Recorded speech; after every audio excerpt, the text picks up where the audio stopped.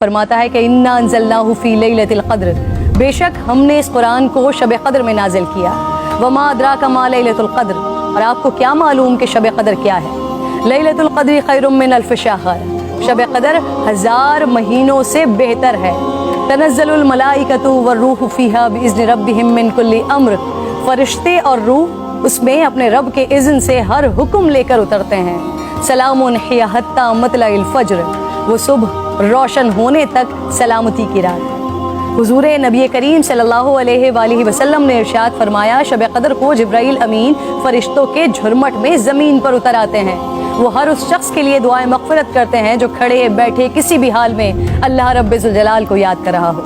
ہزاروں مہینوں سے افضل اس رات کے عطا کرنے کے پیچھے بھی ایک راز ہے۔ رسول پاک صلی اللہ علیہ وآلہ وسلم کو سابقہ لوگوں کی عمروں پر آگاہ فرمایا گیا، تو آپ نے ان کے مقابلے میں اپنی امت کے لوگوں کی عمر کو کم دیکھتے ہوئے یہ خیال فرمایا کہ میری امت کے لوگ اتنی کم عمر میں سابقہ امتوں کے برابر عمل کیسے کر سکیں گے؟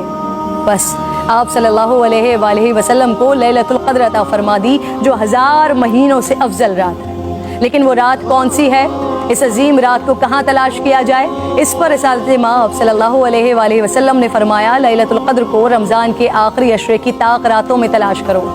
اس رات کے مخفی رکھنے میں بھی حکمتیں ہیں ناظرین۔ اگر لیلۃ القدر کو مخفی نہ رکھا جاتا تو لوگ بس اسی رات کی عبادت پر اکتفا کر لیتے، اور اگر کسی انسان کی وہ رات عبادت سے رہ جاتی تو شاید اس صدمے کا ازالہ ممکن نہ ہوتا۔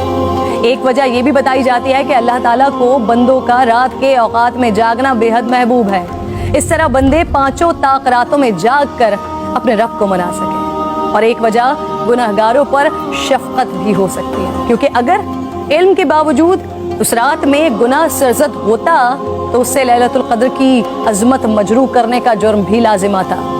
آپ صلی اللہ علیہ وآلہ وسلم نے فرمایا، جس شخص نے شب قدر میں اجر و ثواب کی امید سے عبادت کی، اس کے سابقہ گناہ معاف کر دیا جاتا ہے۔ میری بات ناظرین بہت طویل ہو رہی ہے، میں بس آخر میں آج کی رات تمام مسلمانوں کو حضرت بہلول دانا کا ایک واقعہ سنانا چاہتی ہوں، جس کے بعد شاید کہنے کو پھر کچھ نہیں رہ جاتا۔ ایک دن بہلول بازار میں بیٹھے تھے، کسی شخص نے پوچھا کیا کر رہے ہیں؟ آپ نے فرمایا، اللہ رب ذوالجلال اور بندوں کی صلح کروا رہا ہوں۔ اس شخص نے پوچھا پھر کیا بنا؟ آپ نے فرمایا، اللہ تو مان رہا ہے، بندے نہیں مان رہے۔ اللہ اکبر۔ پھر کچھ عرصے بعد اسی شخص نے حضرت بہلول دانا کو قبرستان میں دیکھا تو پوچھا کیا کر رہے ہیں؟ بہلول نے فرمایا، اللہ اور بندوں کی صلح کروا رہا ہوں۔ اس شخص نے پوچھا پھر کیا بنا؟